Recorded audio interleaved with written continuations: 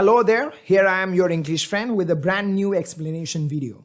In this video, I'm going to explain part C of sample 3 OET reading passage which is available on OET's official website. You may check the link to download it in the description. So let's get started now. The first question, which is question number 7 in part C of sample 3. Here it says the case of Lucy Smith highlights the fact that food allergies, here the answer is C, which says can cause debilitating symptoms.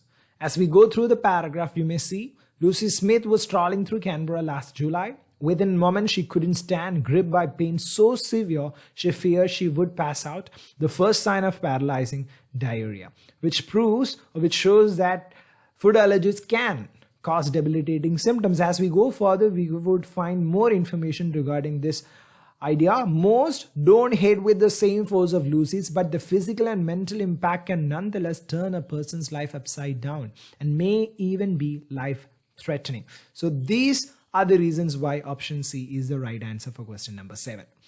Now option A says may be difficult to diagnose in certain people.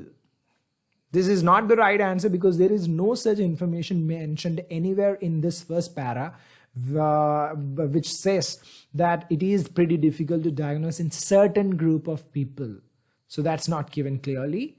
Option B says food allergies are relatively rare in adult population. It looks very similar to an information that can be seen in the paragraph here. It says food allergies affect 1% of the adult population of Australia, which can be rephrased as food allergies are relatively rare in adult population. However, in the paragraph, it is quite specific about the adult population of Australia. And there is no such specification mentioned anywhere in the option given in question number 7. That is the reason why option B is wrong. Option D says food allergies often require urgent treatment. Another option which is not mentioned anywhere in this entire paragraph. In the last part, you may see only after several further attacks of varying severity was a suspicion eventually conferred by a specialist, but there is no direct information given anywhere that food allergies require urgent treatment. So that is also wrong. Question number 8. In the second paragraph, what point is made about food intolerances? Here the answer is D. The distinction between them and allergies is not widely appreciated. As we go through the paragraph, we may see an allergy, according to immunologists, is the immune system overreacting to a substance that would originally be considered benign.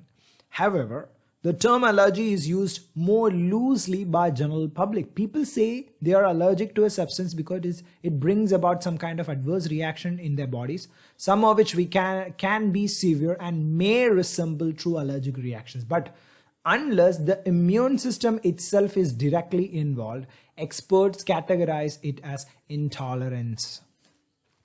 So, whether it be intolerances or real allergies, people simply use the term allergy loosely. So, general public really don't know the distinction or the difference between allergy and intolerances. And that is the reason why here option D is the answer.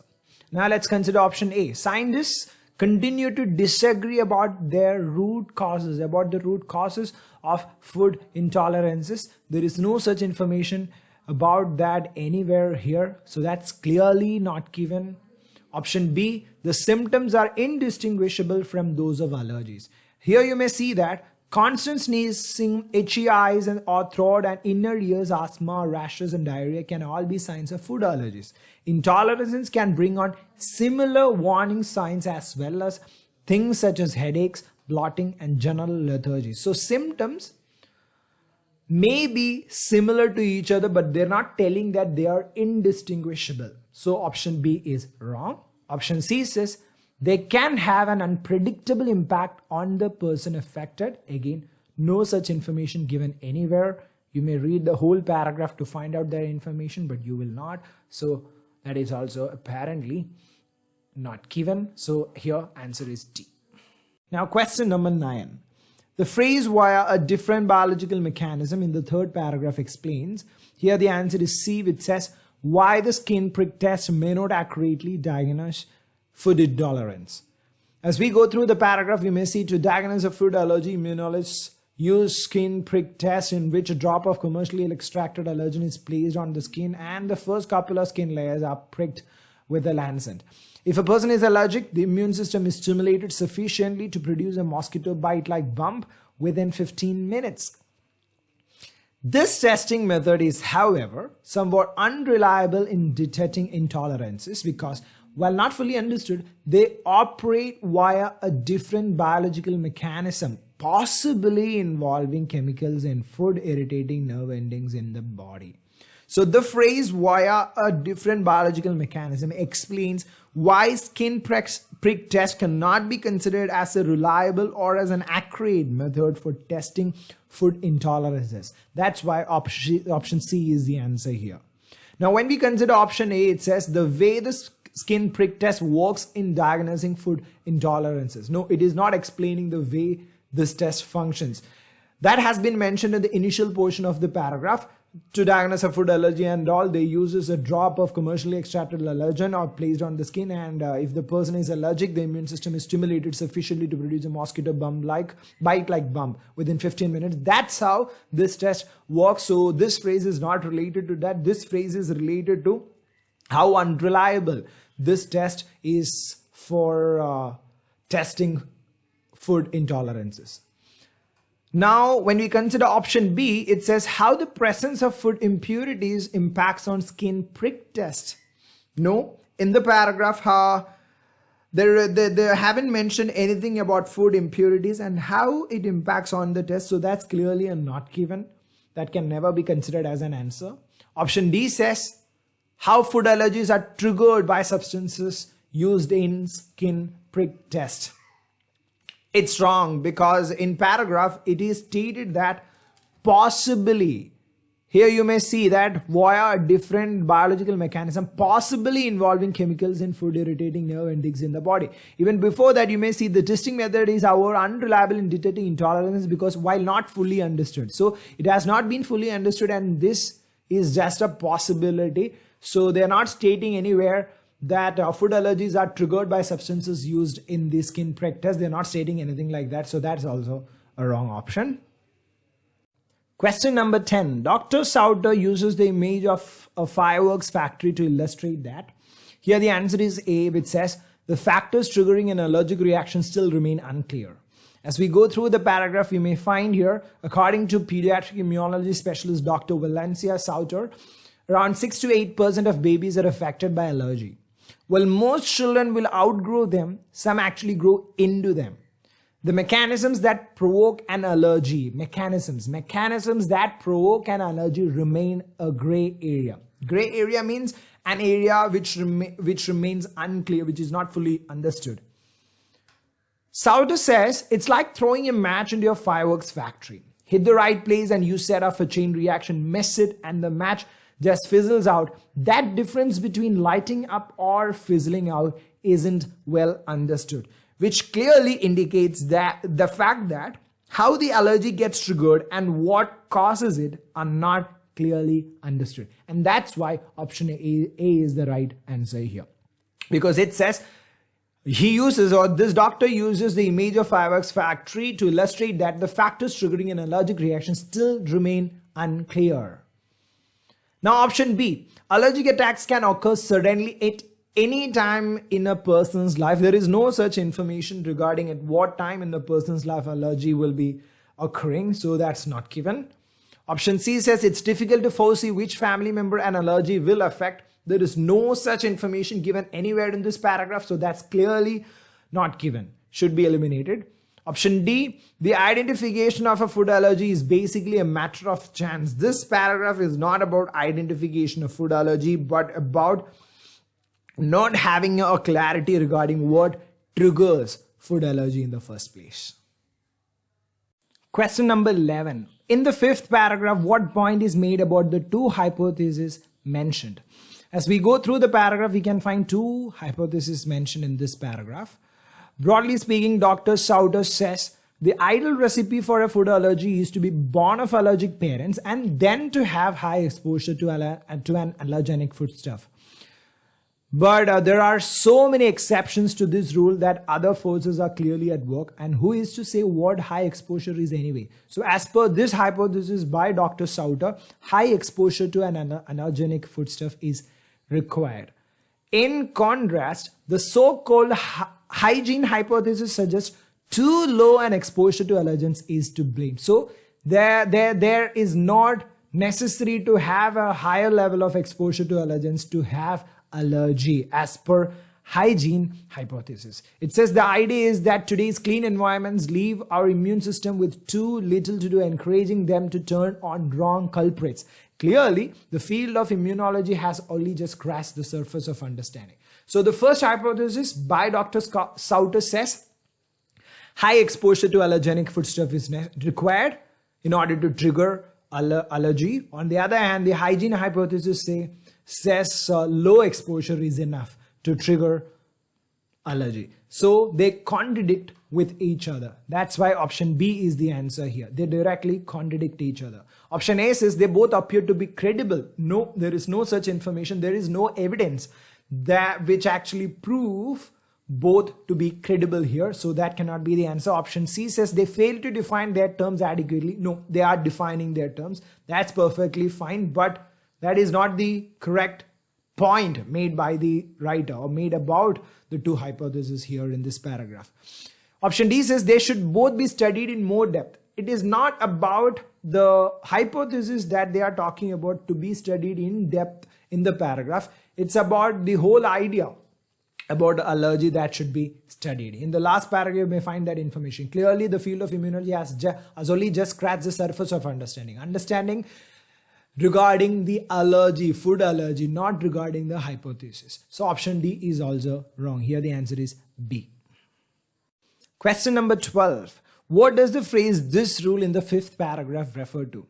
Here you may find the term "this rule" and the explanation can be found from the initial portion of this paragraph. It says, broadly speaking, Dr. Sauter says the ideal recipe for a food allergy is to be born of allergic parents and then to have a high exposure to an allergenic foodstuff. But there are so many exceptions to this rule that other factors are clearly at work. So what is the rule given over here? First, they have to be born of allergic parents. That's the first thing that should happen. And then they should have a high exposure to those foodstuffs that could be allergenic. So this is the rule, or you may say in other words, the order of events most likely found prior to allergic attacks. The order of events most commonly found prior to allergic attacks. So the answer is, that is the reason why answer is D. When we consider option A, B and C, you may see the likelihood of having an inherited allergy to certain foods. No, they're talking about being born of allergic parents, but inheritance is not the only thing that they are dealing with here. It's just a part of this rule, because they have to get exposure, high exposure to an allergenic stuff before the allergic attacks. So that's not complete, and they're not specifying any certain foods as well. Option B says the type of diet in which food allergies more commonly occur. Nothing mentioned about it, so that's clearly not given.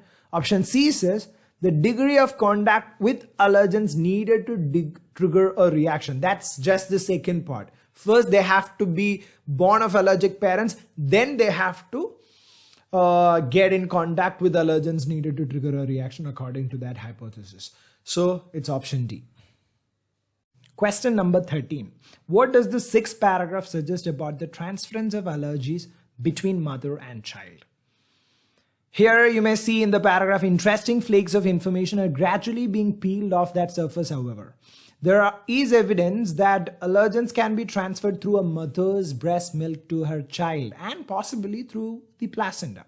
Since the immaturity of baby's immune system might make them more vulnerable to an inherited allergic tendency, women in allergic families could be advised to avoid certain foods during pregnancy and breastfeeding. It is possible, though, that some allergies and intolerances are purely imaginary, and this can also have consequences for children. That's a different topic. So they could be advised to avoid certain foods during pregnancy and breastfeeding so that the transference doesn't happen between mother and child. So option C is the answer here. It may be avoidable. The transference of allergies between mother and child may be avoidable if certain precautions are taken. Precautions like avoiding certain kinds of foods during pregnancy and breastfeeding, which could trigger allergy. Now let's consider option A. It is only possible with particular individuals. There is no information here in this paragraph that it is possible only with particular individuals. So that's clearly not given. Option B says it can result in instances of malnourishment. No. Transference of allergies between mother and child cannot result in the instances of malnourishment. Here they are telling us in the last part, one US study found that parents sometimes avoided foods to which they erroneously believed their children were allergic, occasionally leaving the children severely underfed. This could happen if they are overly avoiding foods, and that could be erroneously believed their children were allergic. So this could result in malnourishment, but transference of allergies between mother and child has got nothing to do with malnourishment. So that cannot be the answer. Option D says it is most likely to take place before the baby is born. In the first part, you may see there is evidence that allergens can be transferred through a mother's breast milk to her child, which happens after the child is born, and possibly also through placenta. So these are two chances. It could be after the child is born through mother's breast milk, or it could be possibly through the placenta. So there is no information telling us that it is most likely, as suggested here. It says most likely to take place before the baby is born. No, there is no such information given here. So that is also wrong. Question number 14. Dr. Sauter suggests that the rise in cases of one allergy may be partly due to. As we go through the paragraph, you may see in Australia, the number of people with genuine and severe allergies is growing. Some doctors speculate whether the increased amount of new chemicals in the environment and in food is perhaps damaging immune system. So this is just a speculation by some doctors, making them more prone to react adversely. Much more research needs to be done to provide evidence for that hypothesis. So more evidence is needed to prove this hypothesis or this speculation. Anecdotally, though, some experts say that staying off processed foods resolves a problem in a significant number of cases. This is just an anecdote. Anecdote means a personal observation which has got no scientific explanation. So that remains just a personal observation. As we read further, here you may see Dr. Sauter speculates that the rise in peanut allergy cases makes up the bulk of the increase in food allergies. Rise in peanut allergy, and that's the question about. Doctor suggests that a rise in cause of one allergy may be. That one allergy is the peanut allergy, which Dr. Sauter is speculating about. So he speculates that rise in peanut allergy cases makes up but the bulk of the increase in food allergy. Greater exposure has probably allowed more peanut allergies to flourish, she thinks. Peanut consumption per capita is rising. It is a common ingredient in Asian and vegetarian dishes which have grown in popularity, and the diet-conscious population is increasingly turning to nuts as a source of healthy fats. That's why here answer is option A, attempts to improve eating habits. So in order to improve the eating habits, as people are more or becoming more diet conscious, they are increasingly turning themselves to nuts as a source of healthy fats. So the peanut consumption is increasing, which can be found here. Peanut consumption per capita is rising. So there is a greater exposure of people to peanut, and that could be the reason why there is a rise in peanut allergy. So option A is the answer for question number 14. Option B says changes in food manufacturing methods. No information. So we cannot really say anything about it. That is not the right answer. Anyways, Dr. Sauter is not telling us anything about option B. Option C says the adoption of new agriculture practices. Nothing. Here you may see increased amount of chemicals in environment and food perhaps damaging immune system. But Dr. Sauter again has got nothing to say about it. So that also cannot be the answer. Option D says increased level of harmful substances in the atmosphere. So that can be found here, but that is just a speculation by some other doctors, not a speculation made by Dr. Sauter. So that is not something which we can relate with the question number 14. So here answer is A. Now, question number 15 from text 2. What information can be found in the first paragraph? Here, as we go through the paragraph, we may see that heart disease is the greatest killer in the developed world today, currently accounting for 30% of all deaths in Australia. A concept which is familiar to us is that traditional risk factors such as smoking, obesity, and genetic makeup increase the risk of heart disease. However, it is now becoming apparent that another factor is at play. It is now becoming apparent that another factor is at play. A developmental programming that is predetermined before birth, not only by genes, but also by their interaction with the quality of our prenatal environment. So here the answer is A, which says reference to some recent findings relating to heart disease. Yes, so there has been some recent findings which say that there is another factor other than or in addition to the traditional risk factors such as smoking, obesity and all. And here you can find the explanation of that another factor. So it's option A. Now option B says indication of the greatest risk factor associated with heart disease. There is no factor mentioned anywhere in this paragraph which is considered or indicated as the greatest risk factor. Here they are telling us about another factor which is at play now, but that is not indicated as the greatest. So we cannot really consider option B as the answer. Option C says mention of a misconception about the chief causes of heart disease. No misconception has been explained anywhere in this paragraph, so that's clearly not given. And option D says figures showing the country with the highest mortality rate from heart disease. Again, highest mortality rate. The only country that has been mentioned in this paragraph is Australia. It is not compared with any other countries. They're not mentioning any other countries other than Australia in this paragraph. And they haven't given us any information in the paragraph that Australia has got the highest mortality rate. So this is also wrong. Question number 16. When the writer uses the word cost in the second paragraph, she is referring to. As we go through the paragraph, you may find pregnancies that are complicated by suboptimal conditions in the womb, such as happens during a pre-eclampsia and placental insufficiency, enforce physiological adaptations in the unborn child and placenta. While these adaptations are necessary to maintain viable pregnancy and sustain life before birth, they come at a cost. And in order to know the cost, you need to read further. The biological trade-off is reduced growth, which may in turn affect the development of key organs and systems such as the heart and circulation, and thereby increasing the risk of cardiovascular disease in adult life. So here, the answer is pretty straightforward. It's D, reduced growth. Option A says overwhelming evidence. No, that cannot be the answer. Option B says placental insufficiency. Again, something which has not been mentioned as a cost here. Option C, viable pregnancy, that's mentioned here, but they're telling us while these adaptations are necessary to maintain viable pregnancy, so that also cannot be related to the cost. So the cost here is reduced growth. Question number 17. In the third paragraph, what does the author suggest about the work of international research community on this subject? As we go through the paragraph, we may find the idea that a fetus susceptibility to disease in later life could be programmed by the conditions in the womb has been taken up vigorously by the international research community, with considerable efforts concentrating on nutrient supply across the placenta as a risk factor.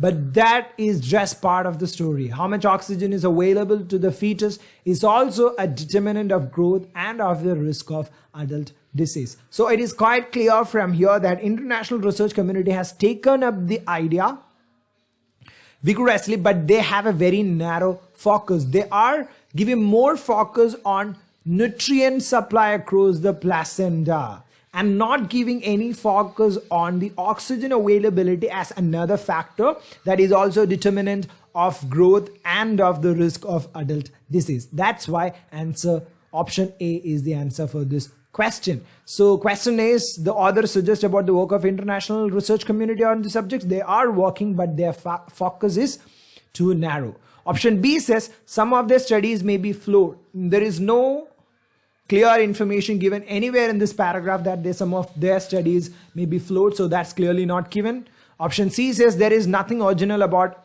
their research. Another option which is not mentioned anywhere. Option D says they were overly keen to seize on a particular idea. No, that cannot be right, because that is not what author is suggesting about the work of international research community. They are not overly keen to seize on a particular idea. So that is also not right. Question number 18. What was the aim of the study described in the fourth paragraph?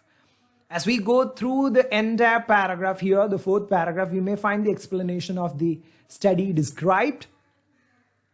And you may see something about that study here also in the third paragraph, last part. Dr. Dino Ghissani's research group at Cambridge University in the UK is asking what effect reduced oxygen has on a fetal development by studying populations at high altitude. So the study related to that topic can be found here in this paragraph. Ghissani's team studied the birth weight records from a healthy term pregnancies in 2 Bolivian cities at obstetric hospitals and clinics selectively attended by women from either high income or low income backgrounds. Then they're talking about Bolivia here at 400 meter almost 4,000 meter above sea level respectively. The Bolivian cities of Santa Cruz and La Paz are striking examples of this difference.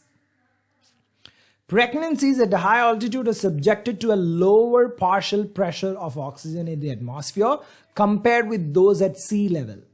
Women living at high altitude in La Paz are more likely to give birth to underweight babies than women living in Santa Cruz. But is this a result of reduced oxygen in the womb or poorer nutritional status?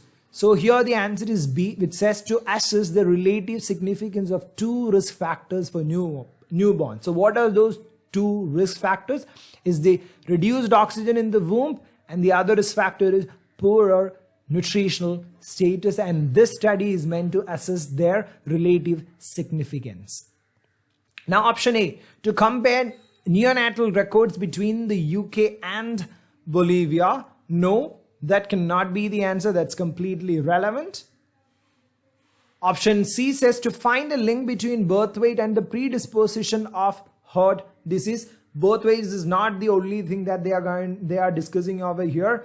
There are various other things that they are connecting. They are actually conducting this study using the subjects from either high income or low income backgrounds, from sea level and from high altitude. So this cannot be the answer here. Option D says to determine the likelihood of high altitude babies being carried to full term. Every baby is carried to full term. It's about the birth weight. They are comparing the birth weight here in order to assess the relative significance of 2 factors such as reduced oxygen in the womb and the poor nutritional status. Question number 19. What assumption was proved wrong by results of the study? Here in this paragraph you may find the findings or the result of the study. What Ghissani found was that the high altitude babies showed a pronounced reduction in birth weight compared with low altitude babies, even in cases of high maternal nutritional status. Babies born to low income mothers at sea level also showed a reduction in birth weight, but the effect of undernutrition was not as pronounced as the effect of high altitude on birth weight. Clearly, fetal oxygenation was a more important determinant of fetal growth within these communities. Here you can find, remarkably, although one might assume that babies born to mothers of low socioeconomic status at high altitude would show the greatest reduction in the birth weight, these babies were actually heavier than babies born to high income mothers at high altitude. It turns out that the difference lies in ancestry. So here you will find the assumption, although one might assume that. The assumption is that mothers of low socioeconomic status will give birth to babies with lower birth weights. But that was proved wrong, because here mothers of low socioeconomic status, or in other words, low income mothers, gave birth to babies with higher birth weights or higher weight babies. So this was the assumption which was proved wrong. So here the answer is option A. Now option B says a baby born at high altitude would typically weigh less than one born at sea level. This assumption was not proved or disproved anywhere here. So that cannot be the answer. Here also you may see in the first portion, high altitude babies showed a pronounced reduction in birth weight compared with low altitude babies. So that is not proved wrong anywhere, so that cannot be the answer. Option C says levels of oxygen have a greater impact on birth weight than nutritional status, death. That information can be found here. Fetal oxygenation was a more important determinant of fetal growth within these communities. So this was also not proved wrong, and again this was not the assumption they are talking about. Option D, there is a correlation between prenatal oxygen levels and predisposition to heart disease. No information regarding that anywhere in this paragraph, so answer is A. Now question number 20. In the 6th paragraph, what is suggested about the inhabitants of La Paz? So we go through the paragraph here. You may see the lower socioeconomic groups of La Paz are almost entirely made up of Aymara Indians, an ancient ethnic group with a history in the Bolivian highlands spanning a couple of millennia. 1 million is equivalent to 1,000 years. On the other hand, individuals of higher socioeconomic status represent a largely European and North American admixture, relative newcomers to high altitude. It seems, therefore, that an ancestry linked to prolonged high altitude residence confers protection against reduced atmospheric oxygen. So here the answer is D, which says poorer residents have a genetic advantage over those with higher incomes, because poorer residents, or in other words the lower socioeconomic group, have been exposed to higher altitudes for a very long period. They have been there for a longer period of time, and thus longer or prolonged exposure to higher altitude.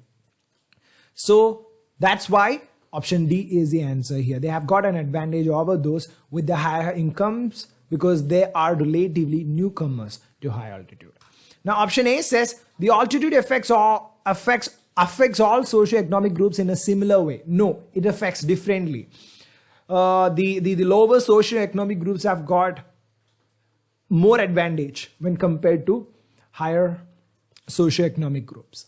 Here, option B says there is a high degree of ethnic diversity at all levels of society. No, because the lower socioeconomic groups are almost entirely made of Aymara Indians, as the very first line say, and they have clearly mentioned here that the higher socioeconomic status represent largely European and North American admixture. So you cannot say that at all levels of society. At all levels of society, there is actually a high degree of ethnic diversity. So that is also wrong. Option C says most residents have a shared ancestry going back to 2,000 years. A couple of millennia has been rephrased to 2,000 years. And it has been saying that most residents, no, only the lower socioeconomic groups have an ancestry going back 2,000 years.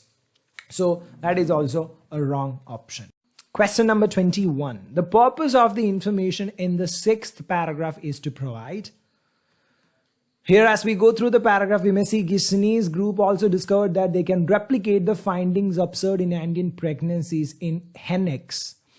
Fertilized eggs from Bolivian birds native to sea level show growth restriction when incubated at high altitude, whereas eggs from birds that are native to high altitude show a smaller growth restriction. Moving fertilized eggs from hens native to high altitude down to sea level not only restored growth, but the embryos were actually larger than sea level embryos incubated at sea level. The researchers could thereby demonstrate something that only generations of migration in human populations would reveal. What's more, when looking for early markers of cardiovascular disease, the researchers discovered that growth restriction at a high altitude was indeed linked with cardiovascular defects, shown by an increase in the thickness of the walls of the heart and aorta. This all suggests the possibility of halting the development of heart disease at its very origin, bringing preventive medicine back into the womb. So here the answer is C, which says an explanation for a finding. So we read about the finding of the result in the previous paragraph, and this is the explanation for that finding using hen eggs. So that's the correct option. Now option A says an alternative approach to a puzzle. This is not an alternative approach. Like I said before, this is just an explanation of the previous approach. The same thing that they did with Andean pregnancies. Option B says a confirmation of a hypothesis. No, this is not the confirmation of any hypothesis mentioned in this passage. This is a different study and simply the explanation of that finding. Option D says solution to a problem. No, this cannot be considered as a solution because in the last part you may see this all suggests the possibility of halting the development of heart disease at its very origin. This can be a possibility but has not been developed as a solution to be considered for this problem. So option D is also wrong. Now question number 22, which is again from the same paragraph. It says, what advantage of the research involving hen X is mentioned in the final paragraph? So we just have to identify the advantage mentioned in the paragraph. So here in the middle portion, we have already read the advantage. Yes, here. The researchers could thereby demonstrate something that only generations of migration in human population would reveal. So with the help of the hen X, they were able to explain the finding which we did find in the previous paragraph. So this was made possible. This was made possible because of the hen X. If they were trying to give an explanation by using human subjects, then this would have taken generations of migration to reveal. So here the answer is option D, the speed with which results are seen, and they were able to achieve this speed because they used hen X. When you consider option A, it says availability of supplies, no. Simplicity of the procedure, no. That is not the advantage. That you cannot find any such thing given anywhere in this paragraph. So that's not given. Option A is not given. Option C, the reliability of data obtained. Nobody is saying that this is much reliable than the previous thing or this is going to be more reliable than using human subjects and all. There is no such thing. It's only about the time that it would have taken if the subjects were human. That's it. So answer is D. If you liked this video, please let me know about it through the comments and don't forget to like, share and subscribe. You may click the bell icon to get prompt updates. Thank you for watching.